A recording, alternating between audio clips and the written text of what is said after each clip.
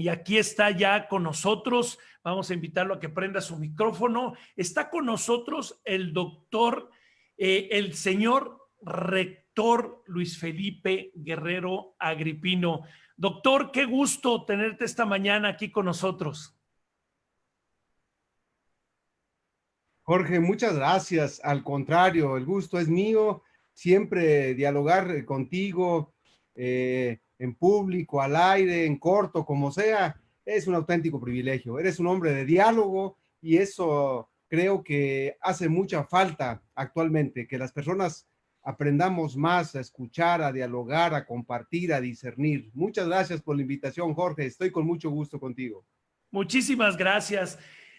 Señor rector, bueno, pues esta mañana la idea es platicar con el ser humano, platicar con la persona, platicar, conocerlo.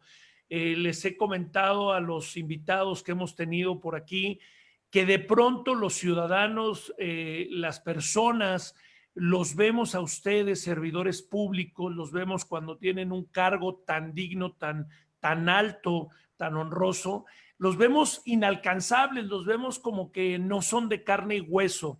De pronto, con ciertas circunstancias, los vemos como si fueran de acero, como si fueran Superman, y que no lloran, no sienten, no se emocionan, y que deben traer una varita mágica para resolver todas las situaciones, buenas y malas, y este espacio es para acercarnos a ustedes, para conocerlos un poco más, saber cómo piensan, quiénes son, dónde nacieron, qué pensaban de niños, qué soñaban, y no es la excepción. Doctor, me gustaría muchísimo conocer primero quién era Luis Felipe de niño, quién era, qué pensaba, qué soñaba, qué pensaba ser de grande, bombero, policía, o siempre soñó con la academia. Así es que platícanos, doctor, un poquito quién era Luis Felipe de niño, dónde nace, cómo nace y qué pensaba. Sí, muchas gracias, Jorge. Bueno, yo de niño, pues vengo de una familia en la que no había antecedentes de estudios universitarios. Un hermano mayor había estudiado, le faltó terminar la carrera, no la había terminado, pero de ahí en más nadie había estudiado. Mis padres únicamente terminaron hasta primero y segundo de primaria, respectivamente. Yo soy de Silao, yo soy originario de Silao. Entonces vengo de una familia campesina, de una familia de mi padre que trabajó de todo, carpintero, mecánico, de todo, de una familia de raíces muy populares, muy humildes, muy de pueblo en el buen sentido, y lo digo con mucho orgullo. En muchas ocasiones las personas se sienten o se indignan cuando dicen es que vienes de un pueblo, yo no. Yo creo que más vale un buen pueblo que una mala ciudad. Entonces, provengo de ese pueblo que era Silao, ahora ya es una ciudad, pues como todos sabemos con las características que tiene.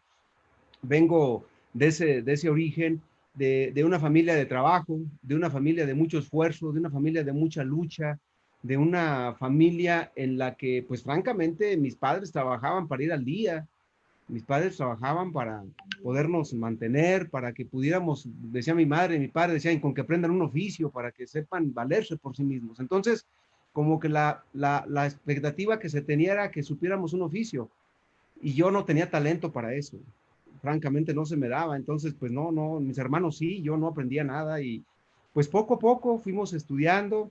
La verdad no tenía de niño yo una expectativa clara porque pues en una familia de mucho esfuerzo lo que uno trata de hacer es pues ir al día. Yo soy el más pequeño de la familia, yo soy el más pequeño, somos 7 hermanos, yo soy el sexto, perdón, el séptimo, el más pequeño.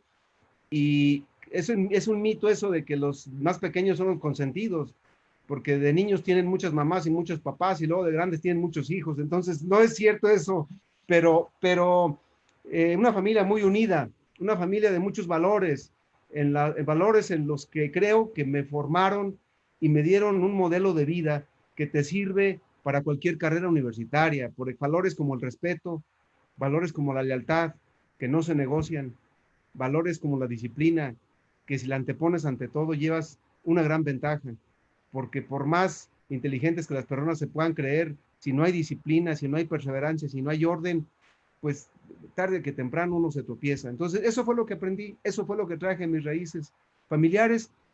Estudié la primaria, secundaria, la preparatoria en la Universidad de Guanajuato, en la escuela preparatoria oficial de Silao, porque de ahí hasta la prepa terminamos, y pues no había más opciones, la verdad.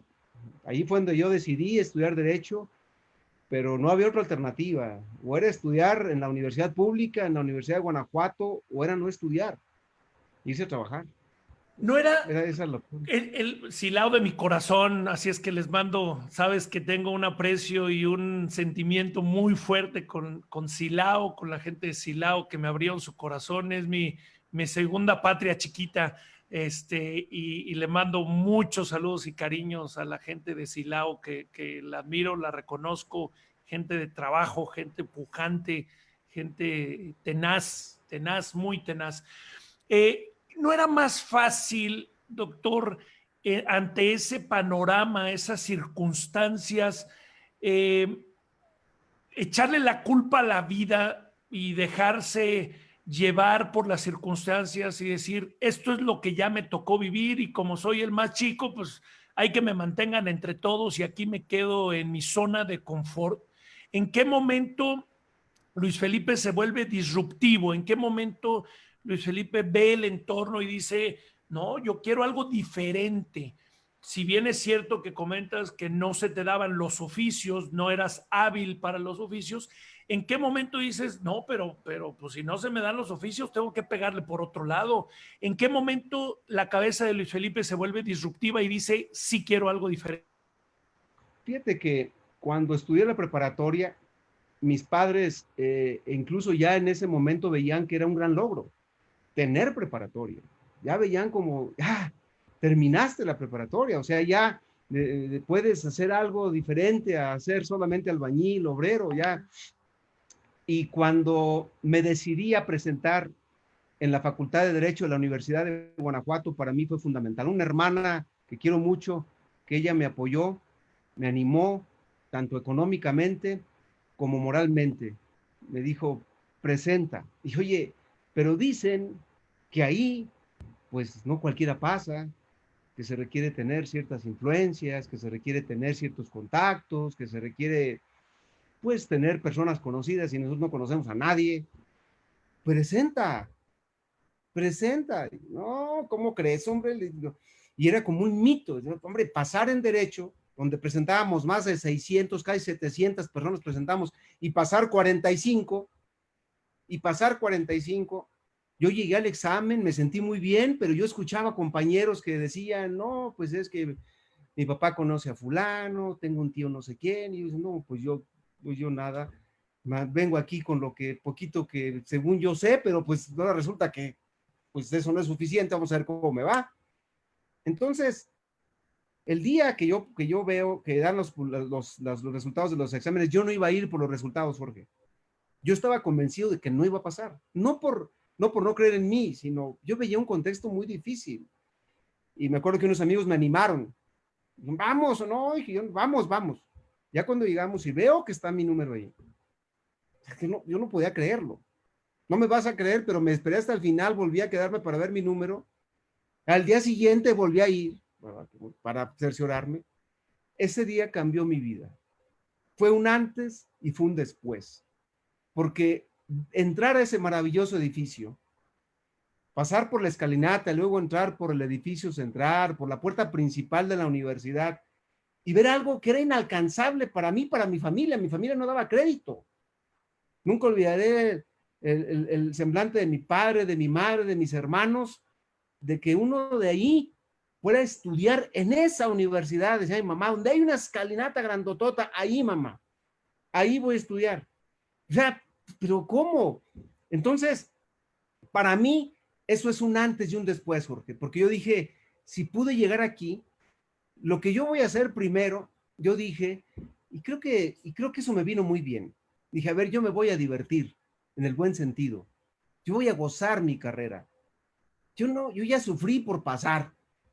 Yo ya veía esto inalcanzable, ya pasé. Entonces, voy a estudiar, me voy a aplicar, pero voy a disfrutar el camino. No me la voy a pasar aquí todo tenso, todo. Pues no, yo voy a disfrutar. Entonces, yo fui un estudiante que disfrutó su carrera, que gocé todo lo que un estudiante goza, en su máxima expresión. Guanajuato, la ciudad de Guanajuato es una ciudad que no cualquier estudiante tiene el privilegio de vivirla. No cualquiera.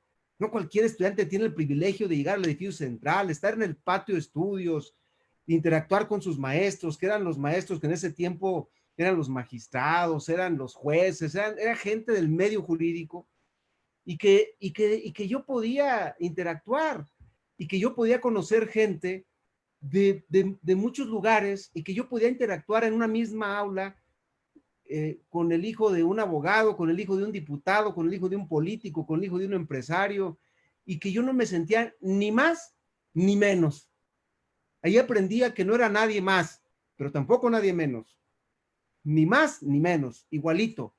Y que entonces, en igualdad de condiciones, pues había que disfrutar la carrera, había que ser estudiante en serio. Estudiante en serio es disfrutar la universidad. Fui dirigente estudiantil, comencé a hacer mi servicio muy joven en el Poder Judicial, que fue como mi otra casa, porque el Poder Judicial nos abría las puertas al Supremo Tribunal de Justicia, era como casi la Facultad de Derecho se trasladaba al Poder Judicial, y ahí comencé a desarrollar trabajos como coser expedientes, como escribir a máquina de escribir, ese ruido bonito de las máquinas, Olivetti, tú las recordarás, con el papel pasante y haciendo escritos, aprendiendo de mis compañeras secretarias del tribunal, que tanto aprendí de ellas, que me enseñaron a escribir a máquina, que me enseñaron a corregir, a sacar copias, a coser expedientes. Y entonces eso me aproximó al derecho, eso me apasionó, porque estar, por un lado, en el estudio, y por otro lado, aunque sean trabajos muy modestos, me marcó. Y estamos hablando de otros tiempos, Jorge. En aquellos tiempos no existía la estructura que hoy existe el Poder Judicial, que un consejo del Poder Judicial, y no sé cuántas oposiciones tienen que hacer ahora para ser jueces menores. En aquel tiempo no. Yo siendo estudiante, en octavo semestre, me dicen, te habla el maestro Cardona. El maestro Cardona era el presidente del tribunal y que nos daba clase. Que te presentes con el maestro Ojeda, que era el secretario general del tribunal, y que eran mis maestros. Y ahora, ¿qué hice? No, pues algo hice, algo hice o en la escuela o en la sala, ya, quién sabe qué habré hecho. Y me dicen, usted ha sido designado juez menor suplente, va a cubrir una suplencia en San Felipe, siendo estudiante de octavo semestre. Entonces, pues era toda una experiencia que te enseñaba a ejercer al propio tiempo de que estábamos estudiando. Y entonces es ahí donde surge mi pasión por el derecho penal. Yo, lo mío es el derecho penal, y tuve extraordinarios maestros, dos de ellos desafortunadamente ya fallecieron, también los rectores de la universidad, el maestro Cardona, el maestro Cuauhtémoc Ojeda, un gran maestro que todavía lo tenemos y es un extraordinario maestro, don Miguel Valadez Reyes, que todavía hace poco era presidente del Supremo Tribunal de Justicia, un maestrazo ese señor, bueno, otra cosa. Entonces, con ellos aprendí, con ellos me apasioné. Yo creo que un maestro no es solamente el que enseña, sino aquel que logra que el estudiante se apasione. Cuando un profesor logra que el estudiante se apasione, ya la hizo. En lo que le haya enseñado, pues eso es importante, pero eso no le va a servir para toda su vida, es un punto de partida. Pero cuando el estudiante se engancha, se apasiona, el profesor ya cumplió su cometido. Entonces yo soy producto de esos maestros que hicieron que me apasionara. Y entonces esa pasión, mientras existe esa pasión, pues está esa llama que a uno lo concita a estudiar, pero al mismo tiempo divertirse. Yo nunca he estudiado pues de manera presionada. Yo creo que esa es la clave. En ocasiones perdemos de vista que los seres humanos tenemos derecho a la diversión, en el buen sentido. No, la diversión no lo digo como decadencia del conocimiento, no lo estoy refiriendo como no darle la importancia. La diversión la entiendo como que gozamos en el trayecto. Hay esa adrenalina incluso cuando uno no entiende algo, hay esa adrenalina cuando uno está en un trabajo de investigación, hay esa adrenalina cuando uno va a dar una conferencia, hay esos nervios que siempre están. Yo actualmente, si voy a dar una clase, siento esa adrenalina. No hay una sola clase o una sola conferencia ante el foro que sea que no me ponga nervioso previamente. Pero ya estando ahí, es como cuando está lloviendo y uno no quiere mojarse, pero cuando ya está mojando, se dice, ay, pues ya, a gozar el agua. Entonces, esa parte, Jorge, para mí fue muy importante. Vivir la universidad desde que era estudiante, gozar la universidad en todas sus manifestaciones, en todas sus facetas. Yo he estado en la universidad en todo, he sido de todo ahí. Entonces, eso me fue permitiendo ir como en dos sentidos. Por un lado, en la parte eminentemente académica y por otro lado, en la parte profesional, y luego, con el tiempo, seguir con la parte académica y por otro lado, con la parte de la gestión universitaria, de comenzar a trabajar en la universidad, pero ya no solamente en la parte académica, sino trabajar en la universidad en la parte de la gestión. Esa es otra experiencia y creo que esas tres vertientes se me han dado afortunadamente en la vida, esas tres, y cada una la he disfrutado de manera muy, muy importante, Jorge, por lo cual me siento un hombre francamente privilegiado, contento, feliz, donde todos los tropiezos que he tenido y que han sido muchos, pues hay que tomarlos como son, como grandes aprendizajes y las cosas que he logrado, tomarlas con toda la mesura y con toda la prudencia para no ser uno rehén de sus propios logros, Jorge. Sin lugar a dudas, por eso mi preámbulo, la introducción antes de invitar al señor rector y al doctor Luis Felipe a cámara, a escena, yo decía de esa empatía que tenemos, porque nos mueve la pasión, nos mueve la alegría. Y tú bien decías, el ser felices y el divertirse no significa libertinaje, significa reconocer en los espacios esa oportunidad.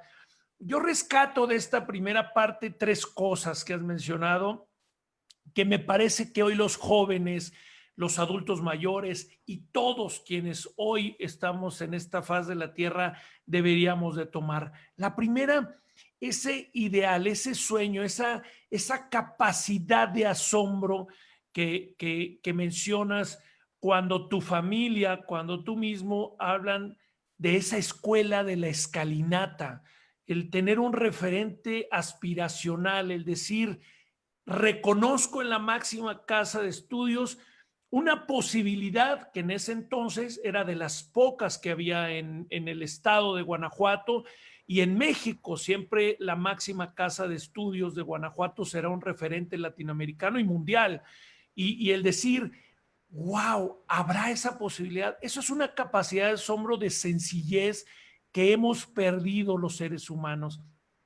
El voltear a ver y aceptar y el encontrar en los pequeños detalles grandes oportunidades. La segunda, eso que decías, uno del clan, uno de la familia ya pasó a otro nivel, pasó a otro escenario. Y el tercero es, me tienes sorprendido, te conozco, sé lo que transmites, pero hoy no dejo de estar emocionado, me pongo la piel de gallina, como decimos, la piel chinita, cuando te veo y te cambia el rostro cuando hablas de la universidad, cuando te recuerda esos momentos de estudiante, esos momentos de juventud, de los pasillos, de las plazas, del recorrer Guanajuato.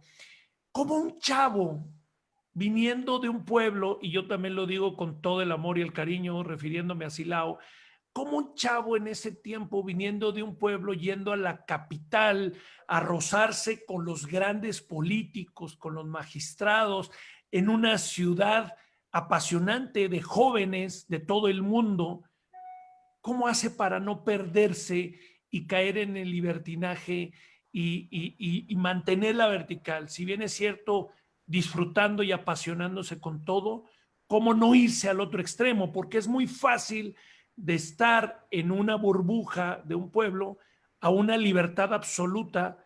¿Cómo mantener esa verticalidad, esos ideales, ese objetivo de lograrlo? ¿Cómo hacerlo? Porque hoy los chavos se preguntan, ¿qué hago? ¿Cómo le hago? Si todo ha cambiado, la realidad es que los sueños, los ideales siguen existiendo en los seres humanos. Yo creo, Jorge, que sí, sí importa mucho. Yo creo que son varias cosas. Una de ellas es la base. Y yo creo que la base humana, esa me la dieron mis padres y mi familia. Y esa siempre la voy a agradecer, porque mi madre y mi padre me enseñaron valores que actualmente siguen prevaleciendo. Esos que no los vas a encontrar en un libro cuando estás haciendo una tesis doctoral. Eso es otra cosa. Entonces mi madre desde niño me enseñó a tener los pies en la tierra. Tranquilo, muchacho, o sea, no te subas, estate ahí, o sea, ve donde quieras, pero ten los pies en la tierra. Y mi padre, la perseverancia, el trabajo, el darme libertad. Mi padre me dio absoluta libertad y confianza. Entonces, cuando uno le dan eso, es como darte raíces y darte alas. Entonces, mi madre no soportaba que uno fuera presuntuoso, presumido. Eso, pues no, decía mi mamá, ¿y de qué te crees? O sea, como que de qué. Entonces, tranquilo, bájate, ¿no? Bájate. Y eso creo que es bien importante y valores como la lealtad. O sea, si tú a alguien tienes un aprecio, tienes un deber moral con alguien, eso no se negocia.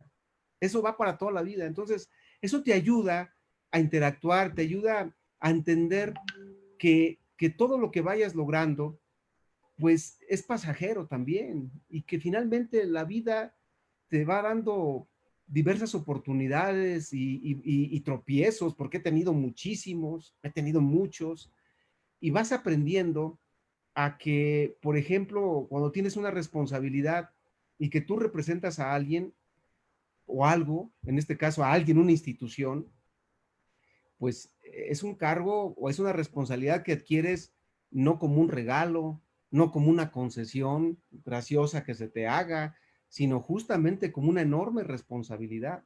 Y entonces eso vas adquiriendo desde que estás en la escuela. Yo tuve excelentes maestros y yo aprendí mucho de ellos, y no solamente en las clases, sino aprendí modelos de conducta, y eso a mí me ayudó muchísimo. Y en esa época, a esa edad, pues bien joven, bien chavo, pues, y porque además yo, pues empecé a estudiar muy joven, porque pasó algo que muy raro también, que ahora ya no sucede, porque qué bueno que no sucede, porque no sea muy bueno, pero yo, por ejemplo, empecé a estudiar directamente segundo de primaria, no hice primero, porque mi madre, aun cuando nada más tenía primero de primaria, ella me enseñó a leer y a escribir, y yo tenía la ilusión de aprender a leer, no por una cuestión intelectual, sino que yo quería leer las revistas de fútbol que mis hermanos leían, porque me apasionaba el fútbol, y mi ilusión era aprender a leer las revistas de fútbol, y mi madre me enseñó. Entonces, el día que me llevaron a escribir a la escuela, primer año, empecé a leer un periódico y la maestra dijo, oiga, este niño le hace como si leyera. No, dijo, sí lee. A ver, lee. Dijo, no. Y también escribe, y ya le enseñé a hacer cuentas. Dijo, a ver, estamos en un examen, y si lo pasas, entras a segundo. Y así me metieron a segundo. Bueno, entonces como que muy joven empecé a escalar, como que muy chavo, pero en otros tiempos hacían las cosas. Entonces, pues te decía que esa base familiar te ayuda mucho y aún prevalece en mí. Creo que eso sí es importante con la juventud. Creo que con la juventud tenemos que dialogar mucho. Las generaciones de antes tenemos que entender que los tiempos han cambiado y muchos para bien, que ya es otra forma de pensar, que el mundo se ha movido a otros escenarios y que los jóvenes están viviendo otras realidades que nosotros no vivimos y que afortunadamente así es. Pero también por otro lado, creo que las nuevas generaciones quizás merezca la pena escuchar las generaciones de antes y que hay valores que vienen bien, como el respeto, que hay valores como la disciplina y también entender que las cosas no se dan de un día para otro. En ocasiones quisiéramos que todo sucediera de la noche a la mañana. En ocasiones quisiéramos brincar del primer escalón al décimo. Y yo digo que si brincas del escalón del primero al décimo, el sopetón es peor. Entonces mejor es ir de uno por uno, empezar desde abajo, y eso va ayudando mucho, va ayudando a formarse la persona Eso que decían las personas de antes, yo sí estoy de acuerdo cuando decían que para aprender a mandar hay que saber obedecer. Yo sí estoy de acuerdo. Aprender a trabajar, aprender a hacer la talacha, eso forma, eso es muy formativo. Y creo que eso te ayuda a no perderte, a aprender que no todo lo vas a tener siempre y que no todas las cosas se te han dado siempre. Y ahora lo estoy viviendo en esta etapa en la que no salgo de casa y que yo aquí mismo soy mi asistente, soy todo y no pasa nada, pues porque, caray, si esto lo he hecho toda mi vida, o resulta que por 5 años que tengo rector ya las cosas van a ser diferentes, como por qué. Entonces, todo esto creo que te va ayudando y eso tiene uno que comentarlo, uno tiene que dialogarlo con las nuevas generaciones, porque esto va construyendo también escenarios diferentes en la forma de interactuar como sociedad, en la forma de relacionarlos de manera comunitaria. Y creo que, pues, cada persona somos una historia. Tú muy bien decías, Jorge, que en ocasiones, y sí es cierto, fíjate que yo no había reflexionado en eso, la verdad no, pero ahora recuerdo, y cuando yo veía a ciertas personas, ciertos personajes, los rectores de la universidad, no los veía así como si fueran, no sé, algo diferente a uno. Y como que ahora, pues no, yo ni me había puesto a pensar en eso, porque es cierto, o sea, somos las personas, pues yo creo que con todas las características propias, con todas las sensibilidades, con todos los defectos, con todos los miedos y temores que todas las personas tenemos, solo que con una responsabilidad, lo cual tiene ese agregado, que lo que uno hace o deja de hacer, pues resulta que hay más personas que uno representa y que puede impactar. Esa es la enorme diferencia, esa es la gran diferencia que lo obliga a uno a tratar de cuidar muchas cosas, a tratar de ver la realidad con muchas aristas, porque uno ya no es uno solamente, sino que uno representa, en este caso, una institución, y en mi caso, pues yo represento una institución a la que no llego a esa representación ni por una coyuntura política, ni por un arribo intempestivo que de repente ahí se me dieron las circunstancias y fui rector de la universidad, no es así, sino que llego producto de una historia de vida. Llego producto de un trayecto y llego ahí con la enorme responsabilidad de dirigir y de representar una casa, una institución a la que le debo todo, a la que le debo todo esto que te he comentado. Entonces, el enorme peso de la responsabilidad que prevalece. Para mí, ser rector de la universidad no es un trabajo cualquiera, no es trabajar en algo, pues es algo diferente, es todo un proyecto, es toda una representación y una responsabilidad que la disfruto, con todo lo que trae, con todo. Ahora que tomé protesta para mi segundo periodo, tengo el 27 de septiembre, cumple un año de mi segundo periodo de 4 años. Yo dije y lo sostengo, que estos cargos deben asumirse con las mieles y con las hieles, no solamente con lo bonito. Cuando uno va, inaugura, recibe premios de la universidad por lo que toda una comunidad hizo, no uno, pero también es lo difícil, porque así son las instituciones. Las instituciones son como las personas. Tenemos momentos difíciles, tenemos momentos de gloria, y cuando uno le representa, pues nunca se debe uno olvidar de dónde viene. Uno nunca se debe olvidar qué le debe a su universidad, cómo se debe uno a su universidad. Yo creo que uno, por ejemplo, cuando es universitario, nunca debe dejar de perder esa ilusión, esa curiosidad del estudiante. Hay que ser maestro sin dejar de ser estudiante. Hay que ser rector sin dejar de ser profesor y sin dejar de ser estudiante. Hay que ser alto directivo sin dejar de ser uno más del personal administrativo, uno más. Y creo que al menos esa es mi forma de pensar, esa es mi forma de conducir mi vida y esa es mi forma de conducir este rol tan difícil que es el de ser rector de una universidad a la cual pertenezco desde que tenía 13 años, Jorge. Entonces, ¿cómo no voy a sentirme honrado con esto, Jorge? ¿Cómo ha ido evolucionando la educación, los puntos de referencia de las casas de estudio. Antiguamente o anteriormente, y no hace mucho, en México los referentes eran las universidades públicas. Tenemos la máxima casa de estudios, la UNAM, el Politécnico, y cada estado de la República o gran parte de los estados tienen sus universidades autónomas, esas casas de estudio referentes para los estados. Yo escucho a mi padre y hablar de la Universidad de Zacatecas, mi padre siendo de Zacatecas, llenándose de orgullo, refiriéndose a las instituciones. Te escucho a ti, que desde niño ese referente, y hoy pues hay una gran cantidad de opciones públicas y privadas, desde las que llamamos patitos hasta las que no tienen registro y se han vuelto negocio o se han vuelto trámites en línea, y ahorita entraremos a ese tema de en línea.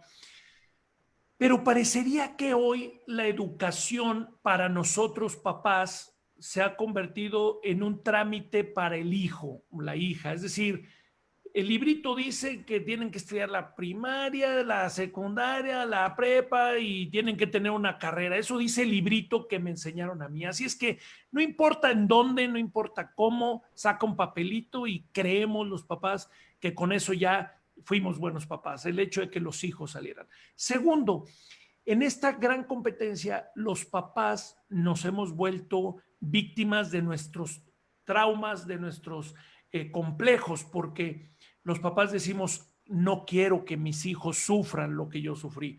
No, hombre, nuestra generación, ¿qué sufrió? Pregúntenle a nuestros papás y a nuestros abuelos, eso sí sufrieron, pero nosotros creemos que dándoles todo a los hijos, sí, mijito, aquí está el dinero, sí, mijito, no importa que repruebe, sí, mijito, aquí está el carro, sí, mijito, aquí está la computadora, y el mínimo esfuerzo, que no sufran, siendo que les estamos causando un daño.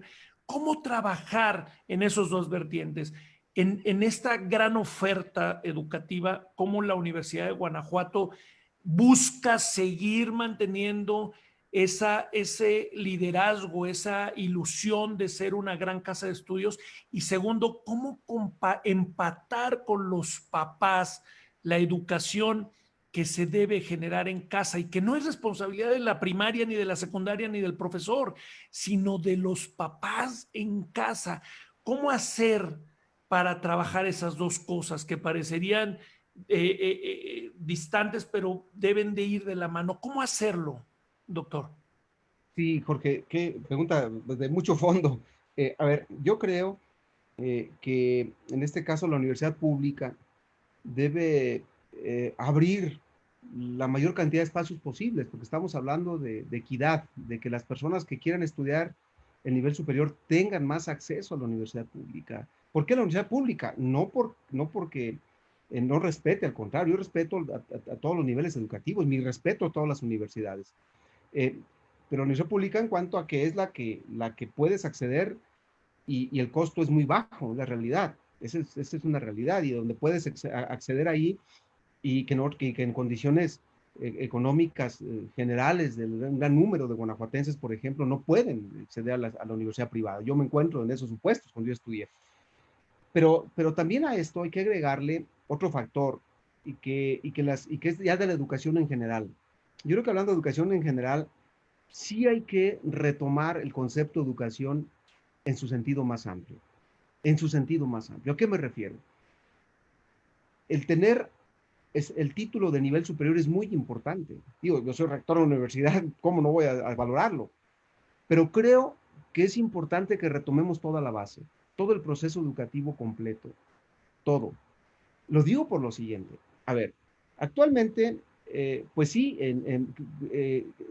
decimos y lo decimos de manera muy comprometida que en México tenemos que incrementar la cobertura de la educación superior. Eso tiene que suceder. Pero si nosotros nos ubicamos en la década de los 70, los 60, el índice de cobertura era muy bajo. ¿Quién estudiaba? ¿Quién tenía una licenciatura?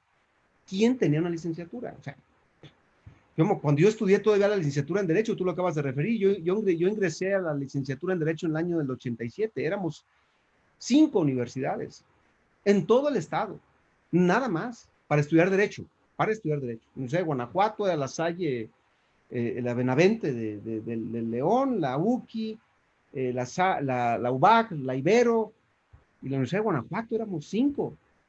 Ahora sigue habiendo 5, pero como por cada manzana más o menos en cada ciudad, muchísimas. Entonces, pero hagamos lo siguiente. ¿Y entonces por qué?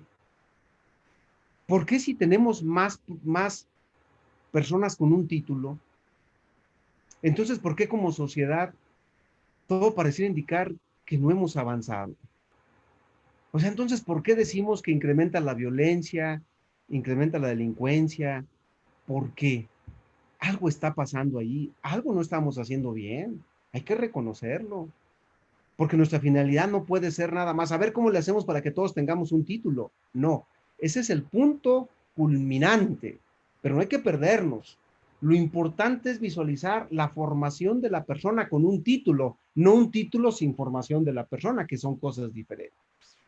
El título debe ser la consecución de la formación de una persona que nunca termina de formarse, pero ha terminado una etapa. Nada más, no estamos diciendo que ahí termina de formarse, pero no al revés. Ten el título por tenerlo y no me importa tu formación. Entonces, yo creo que en México tenemos que recapitular muy bien qué es lo que estamos haciendo para ver la educación en todo su proceso.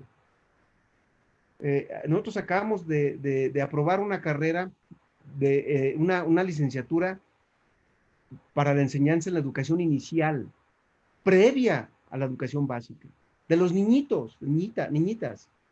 Y participamos varias universidades del país, porque hay que ir a la base, hay que construir mejor ciudadanía con títulos, no títulos, sin una base ciudadana, y no una base ciudadana sin una formación como persona, porque para ser mejores ciudadanos, primero hay que comenzar con ser mejores seres humanos, y seres humanos con un nivel de conocimiento disciplinar, para que el país tenga una visión de crecimiento distinto en las ingenierías, en las artes, en las humanidades, en la ciencia, en la tecnología, todo.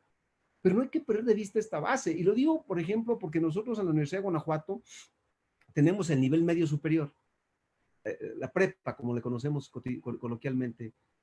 Bien, pues, ¿cómo sería un país? Yo sueño con un país en el que la gran mayoría de sus ciudadanos tengan el nivel medio superior. Y que luego con nivel medio superior elijan si quieren estudiar al nivel superior o no. O no. Así lo digo. ¿Y qué pasa si alguien dice, yo quiero tener nada más el nivel medio superior y quiero dedicarme al negocio de la tienda de barrotes de mi familia, porque eso es lo que yo quiero? Ah, no, usted tiene que estudiar. Bueno, y si no quiero, bueno, pero tiene una prepa que puede marcar la diferencia en la persona de manera muy importante, ¿eh? Una buena preparatoria puede marcar la diferencia. ¿Cómo? A ver, creo que le va a cambiar un poquito el sentido de la charla, esto que estás mencionando, que me parece que es la esencia y la carnita, y que conste que no iba a ser por ahí la charla, pero creo que hay que rescatar esa parte.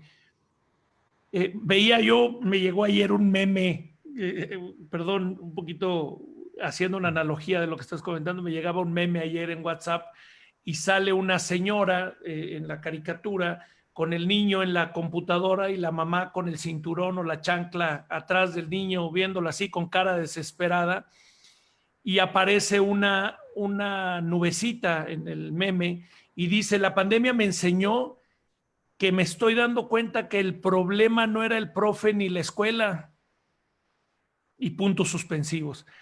Porque pues el niño lo llevas a las 7, 8 de la mañana a la escuela, lo avientas y con permiso yo me voy a mi actividad, porque hoy papá y mamá, lamentablemente o afortunadamente, como cada quien lo quiera ver, hoy papá y mamá tienen que trabajar para sacar adelante económicamente a la familia. Pero yo ya me deshago del niño y hoy las primarias, las secundarias, las preparatorias, yo que doy clases en universidad y en posgrado, se convierten las escuelas en la gran guardería, y cuídame al niño y ahí edúcalo y ahí entiéndete. Y cuando el niño viene con malas notas, cuando viene con un problema, de seguro el profesor la trae contra él, de seguro la escuela está mal. Y me gustó mucho el meme, que aunque era de risa, está hacia donde estás dirigiendo la charla esta mañana.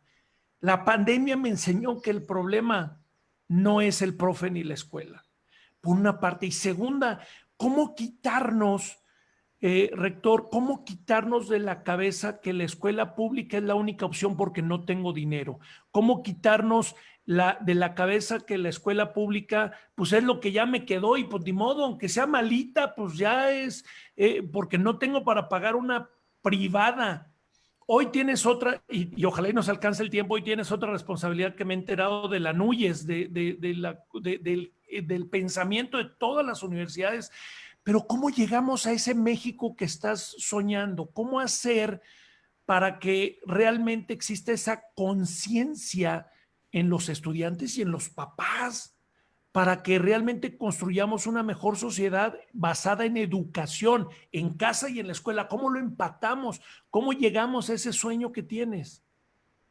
Sí, porque hablar de educación es hablar de un proceso completo, es hablar de un proceso completo y yo siempre digo, cuando tengo oportunidad de dialogar con estudiantes de recién ingreso a la universidad, digo, a ver, incluso en ocasiones he dialogado hasta con mamás y papás.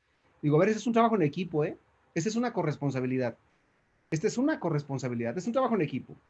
Este es un trabajo en equipo y donde todos tenemos una enorme responsabilidad y donde tenemos que incidir en esa formación integral, disciplinar, con la parte disciplinar, obviamente, pero creo que me da la impresión de que en ocasiones, Jorge, eh, nos perdemos un poco en lo importante y lo que es lo importante y lo que es el grado.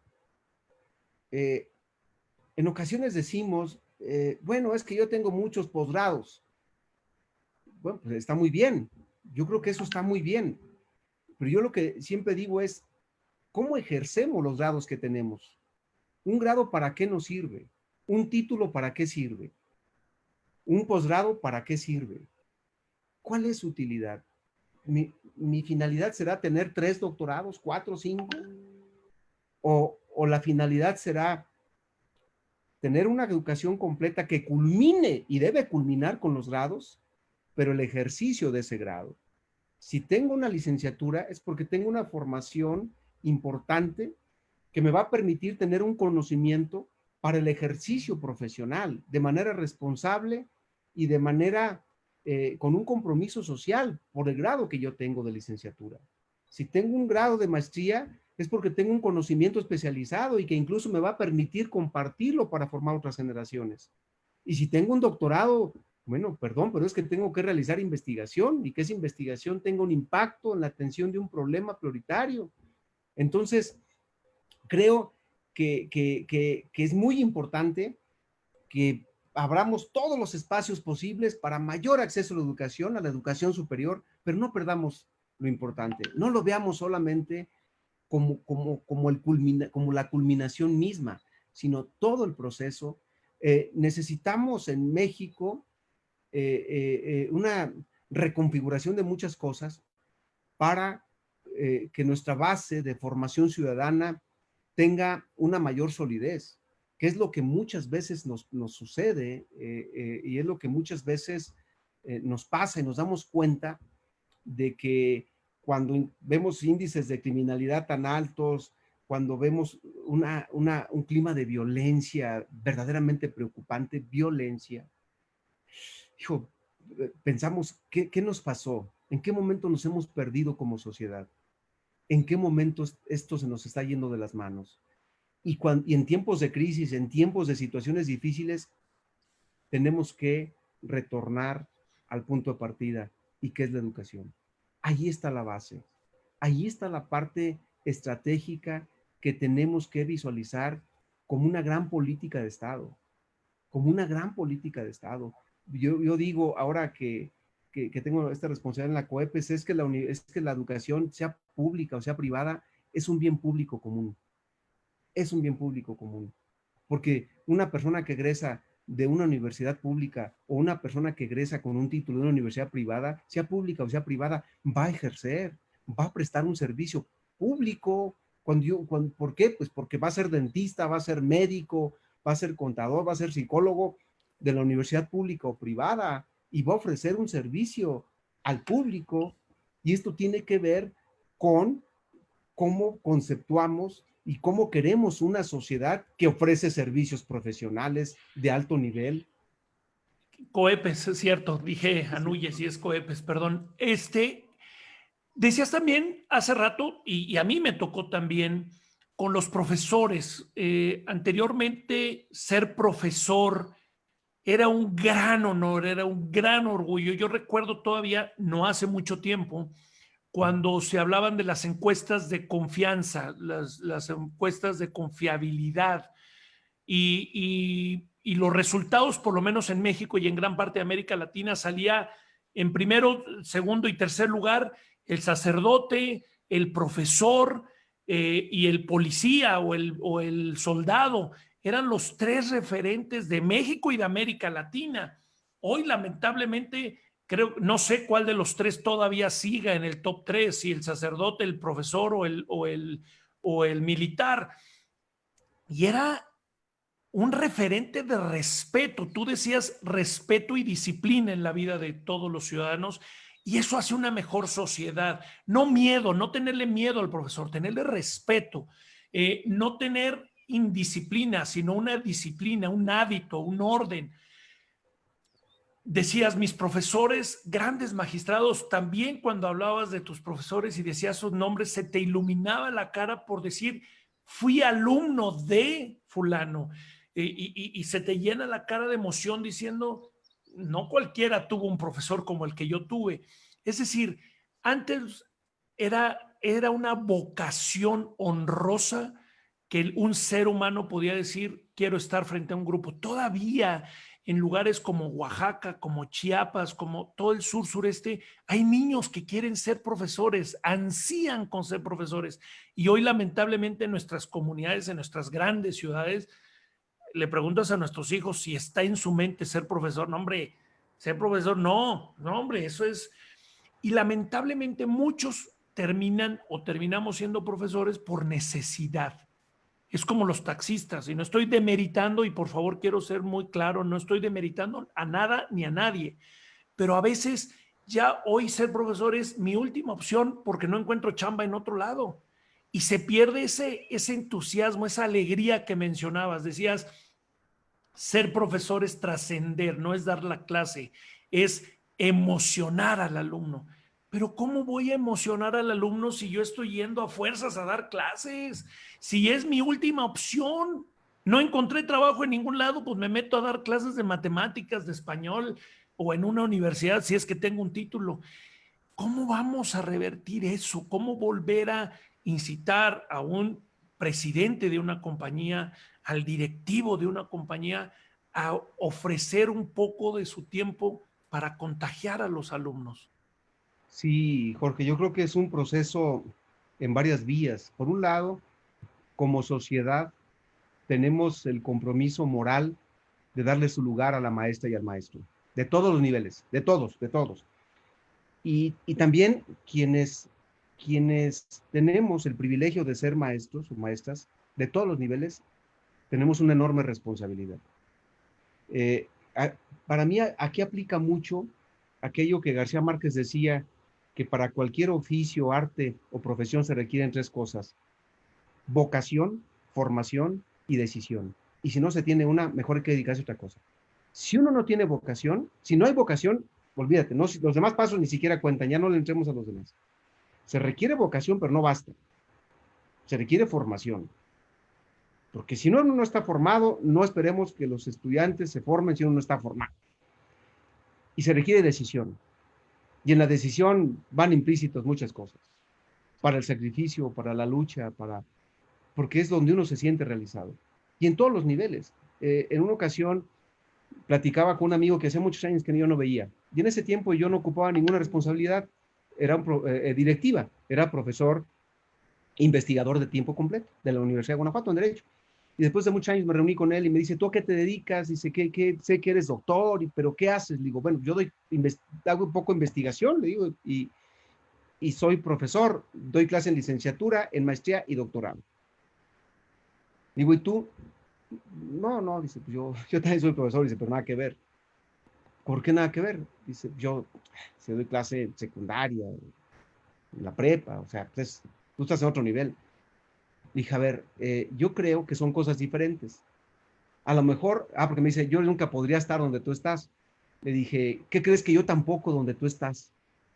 Le dije, porque son perfiles distintos y son vocaciones distintas y ambas merecen respeto.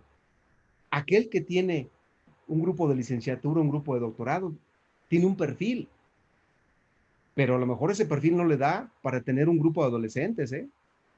Y lo que sí te puedo decir, le dije, es que como padre de familia, mis hijos están muy pequeños, le dije, pero cuando crezcan, como padre de familia, ¿quién le da clase de doctorado? Pues hay, quién sabe, pues hay que se defienda solo, pero ¿quién le da clase en la secundaria? ¿Quién le da clase en la prepa? Ahí sí, va a ser bien importante, porque nosotros, un estudiante de maestría doctorado, pues ya los traemos con un camino que se defienden solos. Pero cuidado, ¿quién forma a nuestros niños? ¿Quién forma, quién ayuda a formar a nuestros adolescentes? ¿Qué perfil necesita una persona que le enseña a un niño a leer y escribir, que le enseña historia? ¿Quién? O sea, vaya responsabilidad, no cualquiera tiene esa responsabilidad, ¿eh?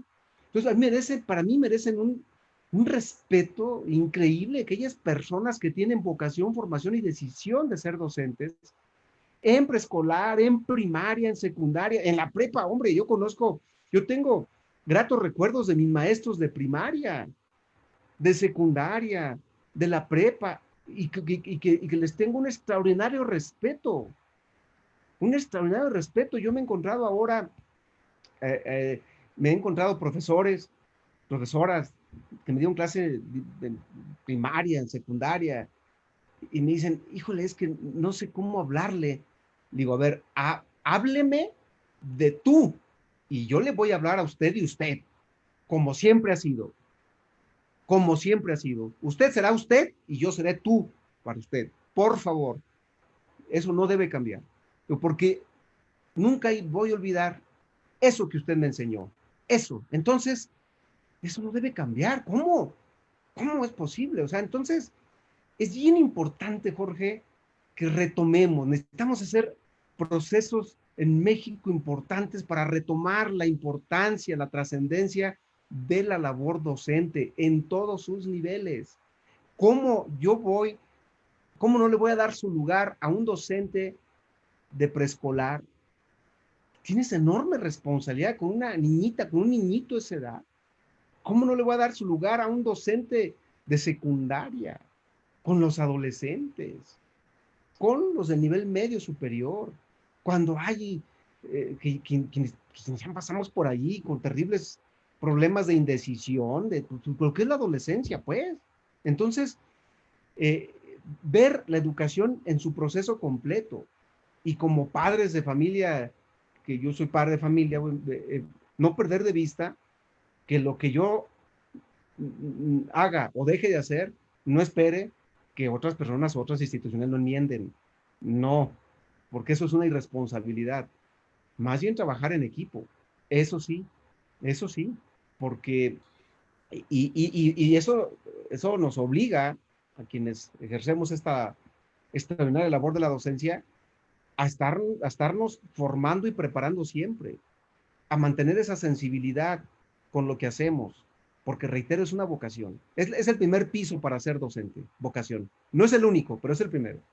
Ojalá, yo creo que si se reconoce a los profesores, si se les da su lugar, si se les vuelve a valorar como antes era el referente de ser maestro, creo que esta sociedad, este país y este mundo va a cambiar. Si no, un profesor a veces está delante de 30, 45 niños, pues son 45 posibilidades de transformar a México o de hundirlo aún más. Por un profesor, ¿eh? o una profesora, por uno, influye en 45 corazones, en 45 almas, en 45 cerebros pequeños, enormes, pequeños por su edad madurez, de maduración fisiológica en un kinder, en una primaria, pero enorme porque es masilla que se puede construir para el futuro. De verdad, estoy impresionado de esta charla. Ya llevamos casi una hora, se nos está yendo el tiempo volando. Yo pensé que nos íbamos a ir por otro lado y otro rumbo. La estoy disfrutando muchísimo. Yo creo que vamos a tener que dividirla en otra, vamos a tener que invitarte otra vez. Pero qué importante es eso, rescatar a los maestros. Estaba viendo el presupuesto para el próximo año del ejercicio fiscal federal y veía el presupuesto para el ejército y para las Fuerzas Armadas y para el tema de seguridad versus el presupuesto para la educación. No voy a entrar a ese tema, no quiero politizar, pero sí digo, algo estamos haciendo mal. Un profesor de kinder, de primaria, no puede ganar lo que gana hoy. No puede, porque tiene que estar buscando qué más hacer. No puede ganar una hora hombre o una hora laboral para sobrevivir. Tiene que buscar otro trabajo adicional. No puede concentrarse a una actividad tan hermosa y tan apasionante como es la educación. Sí, Jorge, creo que sí tenemos que ir por otro lado, con todo respeto, también lo digo, pienso igual que tú. Un país en el que se desvalora a sus docentes y a sus fuerzas de seguridad, a su policía, por ejemplo, no nos va bien. Un país en el que vemos adultos desempleados y niños trabajando, no creo que nos venga bien. Entonces, creo que empezando por los docentes, por la policía también, le digo porque ahí me sale la otra parte de mi formación académica, si no nos vamos por ese lado, creo que pocas posibilidades tenemos de construir un México diferente, con una base social, ciudadana, humana, distinta. Actualmente lo vemos, tenemos grandes problemas económicos, pero yo parto de esta base que tanto nos afecta, que es la violencia en sus diferentes expresiones, en sus diferentes manifestaciones. Esa parte para mí resulta prioritaria y esa no se puede abordar con más violencia. O sea, no, ese no es el punto, sino justamente desde su base, justamente desde la formación de la persona. Y entender que esto tampoco lo vamos a solucionar ni se va a resolver por arte de magia y de un día para otro, sino hablar de procesos generacionales, hablar de generaciones, pero si no hacemos ahora pensando en las generaciones futuras, pues entonces, ¿quién lo va a hacer? ¿En las manos de quién está? Y por eso quienes estamos en esta parte, en esta labor de la educación, estamos más obligados todavía, pero mucho más obligados. Hay una enorme responsabilidad que pesa en nuestros hombros, una gran responsabilidad, porque la verdad yo siento una enorme responsabilidad que tengo, pero también a la responsabilidad le debe acompañar ese gran gusto por lo que uno hace, esa gran ilusión por poder incidir de manera, pues aunque sea muy pequeña, pero poder aportar, incidir algo para la construcción de mejores escenarios para México. Tengo dos opciones, rector. Hacerte un par de preguntas muy rápidas y que me las contestes casi un sí o no, o comprometerte y comprometerme a hacer una segunda parte de esta charla, porque de verdad se está tornando muy interesante, se está tornando importantísimo el tema y no quisiera que quedara como, ok, muchas gracias por habernos acompañado y después vamos al siguiente invitado mañana o la semana que entra. Creo que como ciudadanos debemos de entender la importancia de este tema. Así es que tú escoges, ¿vamos por la primera opción o la segunda? Yo mejor me voy por la segunda. Mejor me voy por otro diálogo, platicamos de cosas que se quedan muchas en el tintero. No, muchísimas, estamos empezando. Yo mejor, cuando tú lo decidas, me dices y nos volvemos a reunir porque ni tú ni yo somos hombres de monosílabos, somos de Sí. diálogo. Y fíjate que es que invito normalmente cuando presento el fin de semana a quienes van a estar en la semana, los invito a quienes nos hacen el favor y el honor de seguirnos y comentar, los invito a que hagan preguntas y hay muchísimas preguntas. Se quedan preguntas. Aparte que estoy impresionado también, no sorprendido porque te conozco, hay muchas felicitaciones, hay muchos comentarios a favor de tu persona, de tu labor. Me están llegando muchísimos comentarios de personas que te conocen. Por aquí salió hasta un compañero tuyo de primaria que está saludándote, que no sabía nada de ti. Así es que están saliendo muchos comentarios, pero hubo un par de preguntas que me parece que deberíamos de desarrollarlas, si no contestarlas con un sí o no, y las dejo para el continuará. Me están preguntando cómo le tocó enfrentar a la universidad la pandemia, cómo se está modificando, qué piensa de la educación a distancia, qué sigue, podemos inscribirnos en línea, habrá más espacios en línea, hoy que no se van a tener que ocupar espacios físicos, sino desde casa. ¿Qué está pensando el rector? Si se van a evolucionar y revolucionar más rápido de lo que tenían pensado de este camino. Están pensando si personas me están escribiendo de otros países, se conectan gente de Centro y Sudamérica que si tienen acceso a la universidad.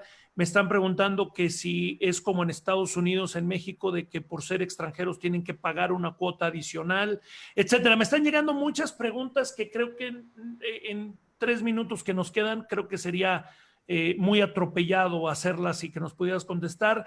Me comprometo a que en este mismo mes de septiembre, si tu agenda lo permite, Claro, Jorge. voy a pedir para que hagamos la segunda parte de esta charla, Claro porque que creo que sí. hay muchos temas. Por lo pronto, algún mensaje de cierre de esta primera parte, señor rector, a los jóvenes y a las familias que han perdido todo, a los que han perdido el empleo o han perdido algún familiar. ¿Cuál sería el mensaje, no de cierre, pero sí de conclusión de esta charla? Sí. En mi último informe de actividades de la Universidad de Guanajuato dije algo que hoy recapitulo, que no obstante todo aquello que estemos haciendo y todas las buenas noticias que tengamos, no debe haber momento de júbilo. Hay un gran momento de dolor y tenemos que expresar toda nuestra solidaridad con muchas personas que han perdido familiares, las pérdidas humanas que han existido, las grandes tragedias económicas que han sucedido en las familias y en personas. Para ellas toda nuestra solidaridad, porque es aquí donde debemos mostrar nuestro carácter humanitario, humanista y humanitario. Ese es el momento. Mi solidaridad y mi respeto a todas esas mujeres, todos esos hombres que se dedican a la docencia y que no saben que el gran esfuerzo que están haciendo para poder impartir sus clases, a las mamás, a los papás, que están haciendo un gran esfuerzo para que sus hijas y sus hijos puedan continuar con sus estudios. Creo que merecen todo nuestro reconocimiento, todo nuestro respeto y decirles, pues, que como representante de la Universidad de Guanajuato va todo nuestro precio por lo que son, por lo que valen, y que en nuestros hombros recae una enorme responsabilidad histórica, porque somos la generación que le está tocando vivir, espero que sea la pandemia, no la primera pandemia, sino la pandemia. Espero que así sea por muchos años y les mando mi reconocimiento, mi saludo y un fuerte abrazo a toda la comunidad universitaria, a toda la sociedad guanajuatense, a todos quienes nos vean, Jorge. Y claro, cuando tú me indiques, nos ponemos de acuerdo y por supuesto, quedan esos temas en el tintero y los tenemos que dialogar. Claro que sí. Pues el señor rector de Felipe Guerrero Agripino, de verdad ha sido una dicha, una fortuna y una bendición estas diosidencias de reencontrarnos en este camino, y la pandemia nos está dejando esto. Sin la pandemia no hubiéramos hecho posible esto.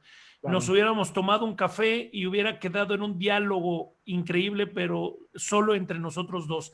Y hoy creo que esta pandemia nos está permitiendo llegar a muchos hogares, a muchas conciencias, a muchos corazones.